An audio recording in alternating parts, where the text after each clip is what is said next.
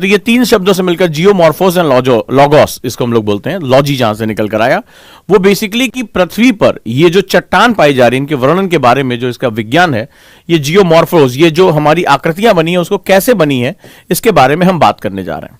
तो आज हम लोग जो है वो लिथोस्फीयर से हम लोग एंटर करेंगे जियोमॉर्फोलॉजी के अंदर। बहुत ही बोरिंग टॉपिक माना जाता है, ऐसा कहा जाता है कि जियोमॉर्फोलॉजी बहुत बोरिंग है। जो ज्योग्राफी ऑप्शनल के स्टूडेंट होंगे जानते होंगे, वही डेविस, पेंग, अरे बाप रे बाप क्या क्या लोग बोल के चले गए, हटन ने क्या कहा, फलाने ने क्या कहा, बहुत ज्यादा इसमें बोरिंग हो जाता है मामला। बट आज हम जिस तरह से पढ़ेंगे इसको, वो देखेंगे कि एनसीईआरटी और जियोमॉर्फोलॉजी बहुत मजे मजे में पढ़ा है, थोड़ा रिलैक्स होकर पढ़ना है। बीटीएल में आज हमें गंभीरता से चीजों को समझना है, क्लियर है? तो थोड़ा सा रिलैक्स होकर, थोड़ा सा चेहरे पे स्माइल लाके, मस्ती के मूड में आज हम लोग पढ़ते हैं। चलो शुरुआत करते हैं। और सबसे पहले हम बात करते हैं, आज हम कहानी की तरफ चले। तो आज हम लोग बात करते हैं जो हमारे चैप्टर का नाम है major landform of the earth, ठीक है, पृथ्वी की प्रमुख स्थलाकृतियां। आज हम सबसे पहले इस चैप्टर को समझते हैं। तो भाई क्या है कि इस चैप्टर की शुरुआत आज हम नहीं कर रहे हैं, आज हमारे एक फेवरेट स्टूडेंट है गजोधर भाई। गजोधर हमारे बड़े फेवरेट स्टूडेंट है, और गजोधर जो है वो आज ढेर सारे क्वेश्चन, इनका क्या है, इनका एक ही काम है, ये हाथ में जो क्वेश्चन की गन लिए घूमते हैं। आज आपको क्वेश्चन पूछने की जरूरत नहीं, आज आपके बिहाफ पे गजोधर भाई क्वेश्चन पूछने जा रहे हैं। मेरे फेवरेट स्टूडेंट हैं, ठीक है, इनके बाल भी खड़े रहते हैं और दिमाग हमेशा, जो इनके एंटीना जो है वो हमेशा क्वेश्चन पूछने के लिए तैयार रहता है। तो गजोधर के सामने, जैसे मैंने कहा कि गजोधर, आज हम major landform of the earth यानी पृथ्वी की प्रमुख स्थलाकृतियों के बारे में बात करने जा रहे हैं। यानी कि जो पृथ्वी की प्रमुख स्थलाकृति यानी लैंडफॉर्म जो है, लैंडफॉर्म यानी कि इस पृथ्वी पर फॉर्म का मतलब होता है आकार लेना। तो जब हम भूगोल को देखते हैं, ज्योग्राफी क्या है, एक दृश्य है, बड़े ध्यान से समझना, बड़ा मजा आने वाला है आपको इस कहानी में। गुरु चेले की कहानी है, आज मेरी ऐसी तैसी होने जा रही है। तो तुम आज क्वेश्चन ना पूछो, आज तुम मजे से सफर को देखो कि एनसीईआरटी मजे मजे में भी पढ़ी जा सकती है। तो भैया क्या हुआ कि इन्होंने कहा कि पृथ्वी की प्रमुख स्थलाकृतियां, जैसे ही मैंने बोला सर क्या होती हैं स्थलाकृतियां, तो मैंने कहा जो लैंड है, लैंड यानी जो भूमि हमारी दृश्य है, उसमें जो फॉर्म है, फॉर्म का मतलब आकार है। तो जब हम आकार कोई लेते हैं तो हमें कई बार हमें माउंटेन्स दिखाई पड़ते हैं, पर्वत, पठार, मैदान, ये मैंने ज्योग्राफी के डिफिनीशन में आपको बताया था। तो बोला जब हम भूगोल को देखते हैं, ज्योग्राफी क्या है, एक विजुअल साइंस है, भूगोल एक दृश्य विज्ञान है। भूगोल हमारी किताबों में नहीं, भूगोल हमारे चारों तरफ है। हम उन चारों तरफ जो चीजें हैं उसको एनालाइज करके जो रिटर्न करते हैं वही हमारी ज्योग्राफी का सिलेबस है। तो जब हम कहीं घूमने जाते हैं तो हमें कहीं पहाड़ दिखाई पड़ते हैं, कहीं हमें पठार दिखाई पड़ते हैं, मैदान दिखाई पड़ती हैं, झीलें दिखाई पड़ती हैं, ठीक है, हमें नदियां दिखाई पड़ती हैं। तो हमें ये क्या होता है, डिफरेंट डिफरेंट लैंड फॉर्म्स दिखाई पड़ते हैं, खाई दिखाई पड़ती है हमें। तो ये जो लैंड फॉर्म्स यानी भूमि जो आकार ले रही है, हर जगह भूमि ऐसी नहीं है, पृथ्वी पूरी जैसे समतल नहीं है। पृथ्वी पर कई बार हमें क्या होता है, हमें ऊंचाइयां दिखाई पड़ती हैं, कहीं पहाड़ियां हैं, कहीं पर्वत है, कहीं पठार है, कहीं झीलें हैं, कहीं मैदान है, समतल है। तो हमें कहीं खाई दिखाई पड़ रही है, ट्रेंचेस हैं, there are lot of land forms available on the earth. तो जैसे मैंने कहा बेटा ये होती हैं लैंड फॉर्म्स, यानी कि पृथ्वी जब एक विशिष्ट, जब पृथ्वी की जो भूपर्पटी है, हमारी क्रस्ट है, जब एक डिफरेंट स्पेसिफिक फॉर्म ले लेती है, आकार ले लेती है, तो उन आकार की हम कैटेगरीज रखते हैं। जैसे पर्वतों की कैटेगरी, चाहे वो हमारा हिमालय हो, एंडीज हो, रॉकीज हो, दुनिया भर के पर्वत हमारे, तो वो पर्वत हो गए। ऐसे ही पठार हो गए, प्लाटी हो गया, चाहे वो हमारा जो है वो तिब्बत का पठार हो, गोबी का पठार हो, या गोबी के जो है वो उसके ऊपर का हिस्सा हो, या भारत में अगर हम पठारी इलाका हो, प्लाटी हो हमारे, तो दुनिया भर में उस तरह की स्थलाकृति को हम पठार कहेंगे। प्लेन्स की बात करें, चाहे हमारा भारत का उत्तरी मैदान हो या किसी अन्य क्षेत्र के हमारे मैदान हो, तो हमें वो क्या होता है, प्लेनर एरिया दिखाई पड़ता है। तो मैंने गजोधर से कहा कि भाई पृथ्वी की जो स्थलाकृतियां हैं, जो एक मेजर डिवीजन है, वो लैंड फॉर्म्स के रूप में हमें दिखाई पड़ता है।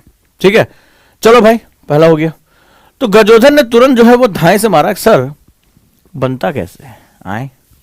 मुझे लगा शायद गजोधर, तो पहला मैंने बताया कि भूआकृतियां होती क्या है।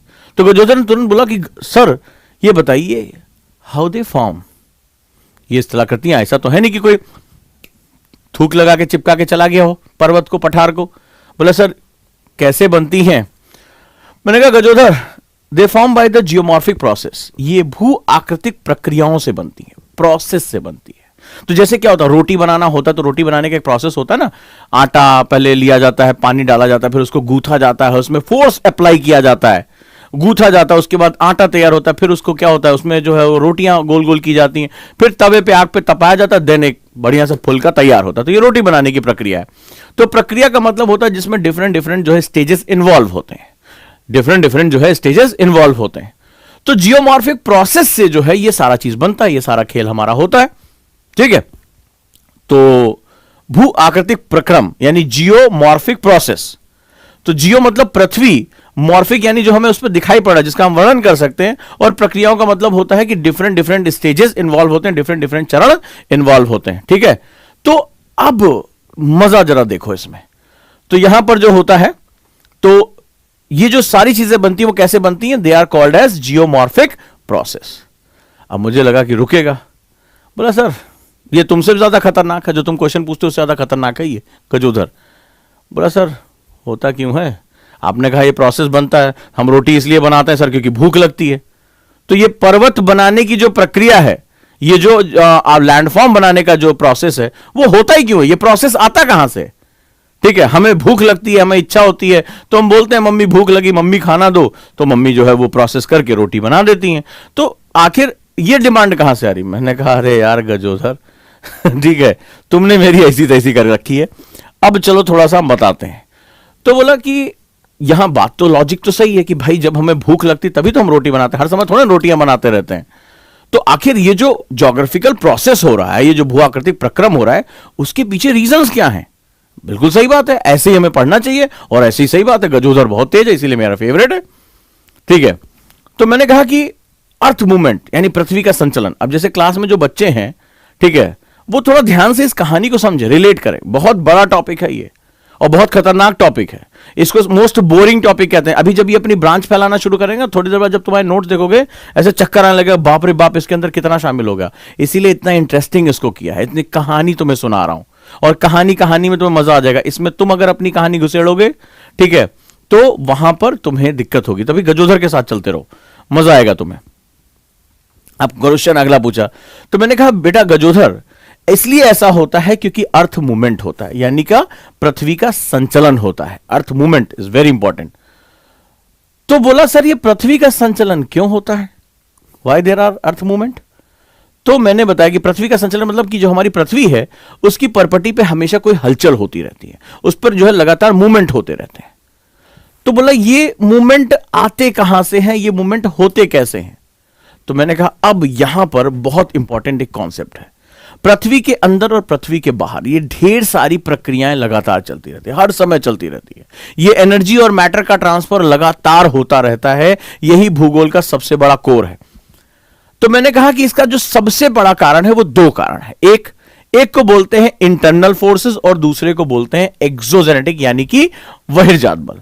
तो अंदर का मतलब होता है पृथ्वी के अंदर भी कुछ चल रहा होता है, पृथ्वी के अंदर भी कुछ चल रहा। भाई रोटी फूलती है तो अंदर से ही जो उसकी भाप होती है वो क्या हो जाती है, अंदर जो आटे के अंदर पानी होता है वही रोटी को क्या करता है, फुला देता है गप्प से।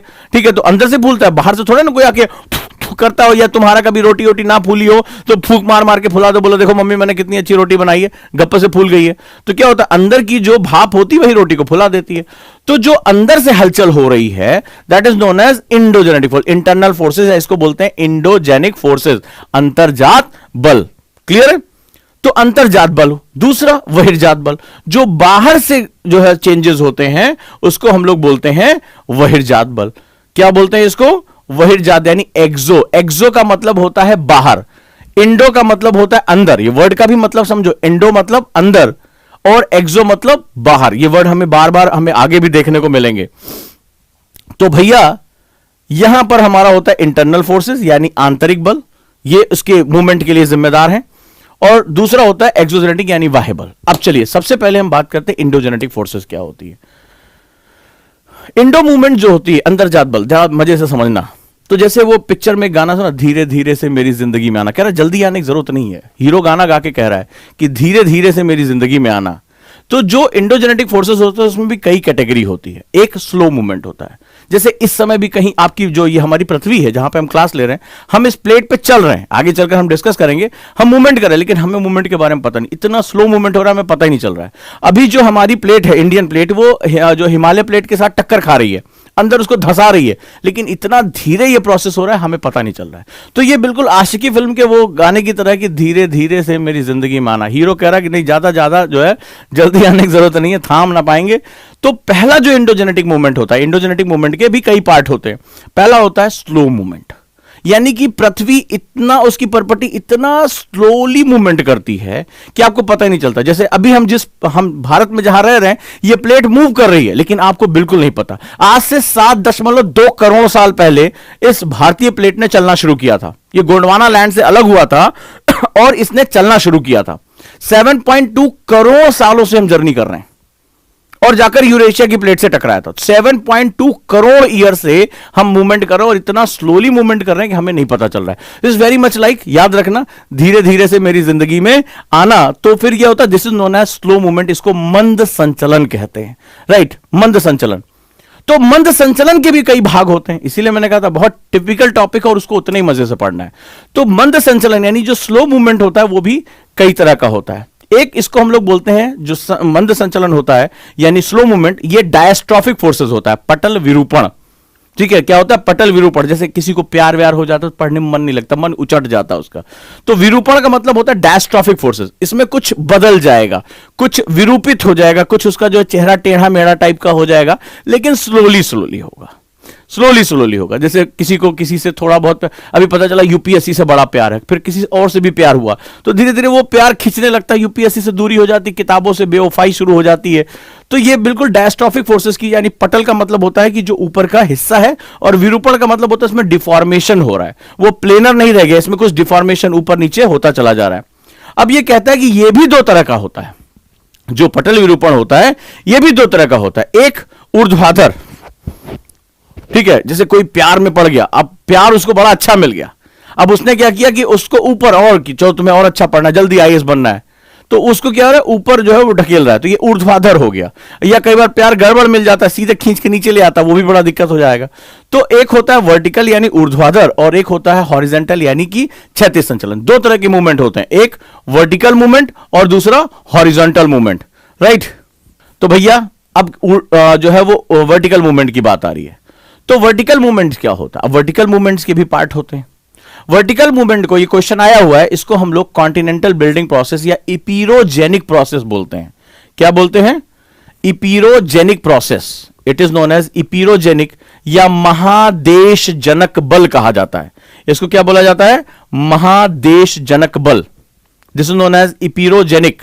और कॉन्टिनेंटल बिल्डिंग प्रोसेस जो वर्टिकल होता है, तो जो हमारे कॉन्टिनेंट्स बने हैं, एशिया, अफ्रीका, ठीक है, यूरोप, अमेरिका, ये इसी प्रोसेस के थ्रू बने। शुरुआत में ये नहीं थे, धीरे धीरे ये अपनी जगह पर आते चले गए। इतना बड़ा चैप्टर इसको समेटा है मैंने। अब ये क्या होता है, ये भी दो तरह के होते हैं। आइदर कॉन्टिनेंट्स ऊपर की तरफ, ये लैंड जो होती है ऊपर की तरफ जाती है, या लैंड धंस जाती है कई बार। तो कई बार क्या होता है, जैसे भारत में, अगर आपने देखा होगा, भारत में पेट्रोलियम जहां निकाला जाता है, आपको पता है कि वो जो हमारा बॉम्बे हाई है, जहां भारत का इकलौती जगह जहां से हमें पेट्रोलियम सबसे ज्यादा मिलता है प्राचीन समय से ही, पहले से ही, तो वो बेसिकली हमारा कौन सा हिस्सा है? वो बॉम्बे हाई है। ये बेसिकली क्या है? हमारा लैंड का धंसा हुआ हिस्सा है, भारत के किनारे का एक धंसा हुआ हिस्सा है। तो या तो मूवमेंट ऊपर की तरफ होता है, यानी लैंड ऊपर की तरफ समुद्रों से निकलकर बाहर आ गया। जो आज हमारा रेगिस्तानी इलाका है, जो हमारा राजस्थान है, वो कभी समुद्रों के नीचे था और आज क्या है, वो समुद्र के ऊपर आ चुका है। तो एक हो गया ऊपरीमुखी यानी अपवर्ड मूवमेंट, और दूसरा हो गया डाउनवर्ड मूवमेंट यानी धंस जाता है। तो these are the vertical movements, ये ऊर्ध्वाधर गतियां कहलाती हैं। और इससे क्या बनता है? इससे हमारे कॉन्टिनेंट्स बनते हैं, इससे हमारा जो है वो ऊर्ध्वाधर शक्तियां तैयार होती हैं। क्लियर है? मजा आया यहां पे? तो जो धीरे धीरे मूवमेंट होता है, जो हमारा इंटरनल मूवमेंट भी हो रहा है, यानी पृथ्वी के अंदर से मूवमेंट हो रहा है, वो भी दो तरह का हो गया। यानी अंतर्जात बल दो प्रकार के हो गए। एक स्लो मूवमेंट हो गया। स्लो मूवमेंट में, जिसको हम लोग डायस्ट्रॉफिक फोर्सेस यानी पटल विरूपण भी कहते हैं, ये दो प्रकार का हो गया, एक वर्टिकल, दूसरा हॉरिजॉन्टल। वर्टिकल में भी हमने क्या देखा? दो तरह का है, एक अपवर्ड, या तो ऊपर की तरफ जा रहा है, या डाउनवर्ड हो रहा है। ठीक है, जब क्लास खत्म होगी तब देखना कि कितने पॉइंट्स, ये चार्ट कितना बड़ा हो गया है। इसी तरह दूसरा होता है हॉरिजेंटल मूवमेंट। ये हो गया हॉरिजेंटल, जब ये क्षैतिज रूप से चल रहा है, तो स्लोली स्लोली जो है वो पृथ्वी अंदर से ही मूवमेंट कर रही होती है। तो इसको हम लोग हॉरिजेंटल मूवमेंट या क्षैतिज संचलन कहते हैं। अब ये जो क्षैतिज संचलन होता है, ये बड़ा इंपॉर्टेंट होता है। ठीक है, बेसिकली इसको हम लोग ओरोजेनिक, क्वेश्चन आया हुआ है, या माउंटेन बिल्डिंग प्रोसेस कहते हैं। क्या बोलते हैं? पर्वत निर्माणकारी बल। तो जो पर्वत बनते हैं ये इसी हिसाब से बनते हैं। जैसे ये हो गया हॉरिजेंटल, तो क्या होगा, अगर आज आप एक पेपर लो और पेपर में ऐसे फोल्ड करने की कोशिश करो, तो तुम्हें क्या दिखाई पड़ेगा? ऐसे दिखाई पड़ता है कि नहीं दिखता है? ये तो अगर किसी पेपर को दबाओगे तो ये हॉरिजेंटल मूवमेंट, मेरा हाथ एक दूसरे की तरफ आ रहा है तो ये क्या हो गया, हॉरिजेंटल मूवमेंट हो गया। तो ये हॉरिजेंटल मूवमेंट हो गया, पेपर आया ना आपके पास, देखो ये गया और ये कन्वर्ट हुआ। तो ये जो आप दिखाई पड़ रहा है उठा हुआ हिस्सा, ये पर्वत है कि नहीं है, this is known as mountain. Mountain पर्वत क्या होता है, माउंटेन यानी कि जो अपने आसपास से उठा हुआ हिस्सा हो, जिसके पास हो एक एपेक्स हो, शीर्ष हो, तो ये पर्वत बन गया। तो जो ये क्षैतिज मूवमेंट होता है इससे क्या बनता है, ओरोजेनिक, इसको हम लोग ओरोजेनिक प्रोसेस या माउंटेन बिल्डिंग प्रोसेस कहते हैं। इसको पर्वत निर्माणकारी बल कहते हैं, पर्वत निर्माण वाली बल कहते हैं। ठीक है, समझ लो। अभी दोबारा लिखने का भी मौका दूंगा, घबराना नहीं है। अभी देखना ये बहुत बड़ा चार्ट है एक्चुअली, बहुत अच्छे अच्छे इसको घबराते हैं, लेकिन बोला ये भी दो तरह का होता है। अभी बेचैनी देखो कितनी बढ़ती जा रही है, चैप्टर बहुत गंभीर है, इसको लोग बहुत बोरिंग चैप्टर मानते हैं, लेकिन देखते हैं बोरिंग है कि नहीं। तो पहला कहता है दबाव बल और दूसरा कहता है तनाव बल। बोला पर्वत भी जो आपका हॉरिजेंटल है वो दो तरह से होता है। तो पहला बोलता है फोर्स ऑफ कंप्रेशन यानी दबाव बल। तो ये क्या हो रहा है, दबाव का मतलब होता है मेरे दोनों हाथ एक दूसरे की तरफ आए, मैं कंप्रेस कर रहा हूं किसी चीज को। तो अब मैं पेपर को क्या कर रहा हूं, मैं कंप्रेस कर रहा हूं। देखो मेरा हाथ कैसे जा रहा है, ऐसे जा रहा है, एक दूसरे की तरफ जा रहा है। तो ये कंप्रेस बल क्या हो रहा है, तो बीच का हिस्सा उठ गया। तो ये क्या होता है, इसको फोल्ड माउंटेन या इसको ओरोजेनिक प्रोसेस बोलते हैं। तो मेरे पृथ्वी अंदर से घूम रही है, पृथ्वी के अंदर कुछ हलचल हो रही है, प्लेटें जो है मूवमेंट कर रही हैं, प्लेट मूवमेंट हो रही है। तो क्या हो रहा है, ये देखो ये पर्वत निर्माण शुरू हो गया, this is known as orogenic process. तो ये पर्वत बन गया। एक दूसरा बोलता है कि ये तो हो गया कंप्रेशन यानी दबाव, हमने एक दूसरे की तरफ हाथ को दबाया, तो दबाने की प्रक्रिया ऐसे होती ना, तो हमने दबाने का काम किया। एक होता है खिंचाव, ये क्या हो रहा है, ये देखो हाथ एक दूसरे से दूर लेके जा रहे हैं। बोला इससे भी पर्वत बनता है, एक हिस्सा खिसक कर नीचे आ जाता है। तो पर्वत का मतलब एक हिस्सा ऊपर उठा हुआ है। तो यहां पर क्या होता है, दूसरा जो सेगमेंट होता है ये हॉरिजेंटल का मतलब क्या हुआ, हमने एक दूसरे की तरफ दबाया तो ये कंप्रेशन फोर्सेस हो गया, एक दूसरे से खींचा तो भी हमारा कंप्रेशन फोर्सेस हो गया। अब जैसे फॉर एग्जांपल कंप्रेशन को समझो, जैसे दो चीजें हैं, मान लो ये हमारा दो खंड है। अब ये क्या हुआ, ऐसे एक दूसरे के ऊपर चढ़ा हुआ है, तो मैंने इसको खींचा खींचा खींचा और ये ऊपर चला गया और ये नीचे आ गया। तो ऊपर उठे हुए हिस्से को हम लोग क्या बोलेंगे, हम इसको ऊपर उठे वाले हिस्से को इसके कंपैरिजन में एक ब्लॉक माउंटेन या पर्वत के रूप में हम जानेंगे। क्लियर हुआ। तो फोर्स बाय कंप्रेशन यानी इसको दबाव, यानी कि कंप्रेशन की वजह से, तो इसको दबाव बल बोलते हैं, this is known as compression forces. इससे क्या बनता है, अभी हमारा क्या बना, ये क्या था, ये फोल्ड हो गया, तो इसको क्या बोलेंगे, फोल्डेड माउंटेन्स, इसको वलित पर्वत बोलेंगे। वलन है ये, वलन का मतलब ऐसे ऐसे जो है ये हमारे वलन हो गए, it is known as folded mountains. क्या बनता है दुनिया, जैसे हिमालय क्या है, हिमालय एक फोल्डेड माउंटेन्स है। तो हिमालय कैसे बना होगा, हिमालय हॉरिजेंटल कंप्रेशनल फोर्सेस से बना होगा। तो हिमालय क्या है, हिमालय एक एग्जांपल लिख लो, हिमालय एक वलित पर्वत है, हिमालय एक फोल्डेड माउंटेन है। तो this is your folded mountain, वलित पर्वत है। तो ये क्या हुआ, दबाया तो वलन पड़े। अपने कमरे में करके देखो कि अगर एक पेपर लो और उसको ऐसे कंप्रेस करो, एक दूसरे की तरफ हाथ लेकर आओ, तो तुम देखोगे ये क्या होगा, एक वलन पड़ जाएगा, ये पर्वत हमें तुम्हें यहां से उठा हुआ दिखाई पड़ेगा। तो ये हो गया वलित पर्वत। क्लियर है। तो ये फोल्डेड माउंटेन हो गया। तो हिमालय क्या है, एक फोल्डेड माउंटेन है। तो हिमालय कैसे बना होगा, हिमालय कैसे बना होगा, एग्जाम में पूछा गया है, हिमालय हॉरिजेंटल कंप्रेशनल फोर्सेस से मिलकर बना हुआ है, यानी क्षैतिज दबाव बल के माध्यम से बना है। कोई दिक्कत तो नहीं इसमें। दूसरा फोर्स ऑफ टेंशन, टेंशन मतलब टेंशन बोल रहे यार बट दिमाग खराब है यार, दिमाग ऐसे खिंचा हुआ लग रहा है। तो टेंशन में क्या होता है, टेंशन में हम बाहर की तरफ उसको खींचते हैं। तो दूसरा होता है तनाव बल यानी कि टेंशन फोर्सेस। क्लियर है। तो इससे कौन से फॉल्ट माउंटेन बनते हैं, फॉल्ट यानी जब बहुत ज्यादा टेंशन होता है आदमी टूट जाता है। ठीक है, तुम किसी चीज को इतना खींचे कि वो क्या हो, टूट जाए। तो क्या होगा इससे, जैसे मैं इसी कागज को खींचू तो देखो ये टूट गया, तो ये क्या होगा, एक पर्वत ऐसा बनेगा जिसको भ्रंश पर्वत बोलेंगे, this is known as fault. तो ये कागज जब बीच से टूट गया तो क्या है, फॉल्ट हो गया, तो इसको हम लोग फॉल्ट माउंटेन बोलेंगे। तो इससे क्या होगा, भ्रंश पर्वतों का निर्माण होता है। क्लियर। तो ये आंतरिक शक्तियों में ये हमारा पहला विभाजन रहा। स्लो मूवमेंट जो इंडोजेनेटिक फोर्सेस हैं, इंडोजेनेटिक फोर्सेस में पहला हमारा हो गया स्लो मूवमेंट। वहीं दूसरा मूवमेंट जो होता है वो होता है सडन मूवमेंट। ये भी इंटरनल है, अंदर से शक्तियां आ रही हैं, पृथ्वी के अंदर कुछ गतिविधियां हो रही हैं, उसके बारे में आगे हम डिस्कस करेंगे। तो उससे हमारा क्या होता है, दैट इज सडन मूवमेंट कहलाता है। तो सडन मूवमेंट यानी आकस्मिक संचलन बोलते हैं इसको, आकस्मिक संचलन बोलते हैं। किसी ने पूछा फॉल्ट माउंटेन का एग्जांपल, बहुत से हमारे एग्जांपल है भ्रंश पर्वतों के रूप में अगर हम देखें तो दुनिया भर में जैसे वॉसजेज हो गया, ठीक है, जो ब्लैक फॉरेस्ट का हो गया, वो भी आपका एक भ्रंश पर्वत है, ठीक है। अभी इस पे हम और डिटेल पे आते हैं। अब हम बात करते हैं सडन मूवमेंट। तो सडन मूवमेंट जैसे क्या होता है कि आप यूपीएससी की तैयारी कर रहे हैं, मान लीजिए बोला फलाने ठिकाने में तुमसे 2 साल बाद शादी करूंगा, पता चला एक दिन आई और कार्ड दे के चली गई, बोलिए मेरी शादी का कार्ड है। अब यहाँ तुम इंटरव्यू की तैयारी कर रहे हो, उधर तुम्हें शादी कार्ड दे के चली गई, तो अचानक से तुम गाना गाने तो दिल तोड़ के हंसती हो मेरा, ठीक है, तो वो क्या अचानक से दिल कैसे खट्ट से टूट जाता है। तो जो मूवमेंट सडनली होते हैं, बिना बताए होते हैं, तो इधर तुम जो है कुछ और सपने देख रहे थे, वहां की जो है वो दूसरा जो है गाना गाना शुरू हो जाता है, वो पता मेरी सगाई हो गई, मेरी शादी हो गई, तो पता चला तुम्हारा दिल धाए से क्या हो जाता है, टूट जाता है। तो ये सडन मूवमेंट जो है ना, वो दिल तोड़ के वाला हिसाब किताब है, एकदम सडन मूवमेंट होता है। यानी कि इसमें जो संचलन होता है वो अकस्मात पता चलता है, इसमें एक ज्यादा फोर्स रिलीज होती है। क्लियर? तो इसको हम लोग क्या बोलते हैं? इसको हम लोग बोलते हैं सडन मूवमेंट या आकस्मिक संचलन। सडनली होता है, सडनली आपकी दुनिया हिल जाती है। होता नहीं कि अचानक से तुम जो है शादी के सपने देख रहे थे, मैं आईएएस बनूंगा, ये करूंगा, वो करूंगा, सडनली पता चला क्या हुआ कि तुम्हें जो है वो दर्द भरे गाने गाने हैं, तो वहां पे जो है सारा मामला खराब हो जाता है। तो यहां इसको बोलते हैं सडन मूवमेंट, सडन। अब सडन मूवमेंट जब क्या होता है, तो क्या होता है आपके साथ? अचानक से पता चला कि आप जो है वो प्यार मोहब्बत की बातें कर रहे थे, गाने वाने गा रहे थे, तो अचानक से पता चला शादी कहीं और तय हो गई, तो मामला वहां खराब हो गया, तो आपकी पूरी दुनिया हिल जाती है। एक बहुत बड़ी एनर्जी आपको जो है एक ऐसा अजीब से जो झटका लगता है, सो कॉल्ड क्या लगता है, झटका लगता है। अचानक से आपकी दुनिया जो है सनसनाने लगती है, क्या हो गया, कैसे हो गया, और फिर तमाम तबाही आपके जीवन में। दाढ़ी आपकी बढ़ जाती है, अब शेव वेव कराना, वो बालों को झाड़ झाड़ के निकलना, वो सब बंद हो जाता है अचानक से। तो एक्चुअली में अर्थ के साथ भी होता है।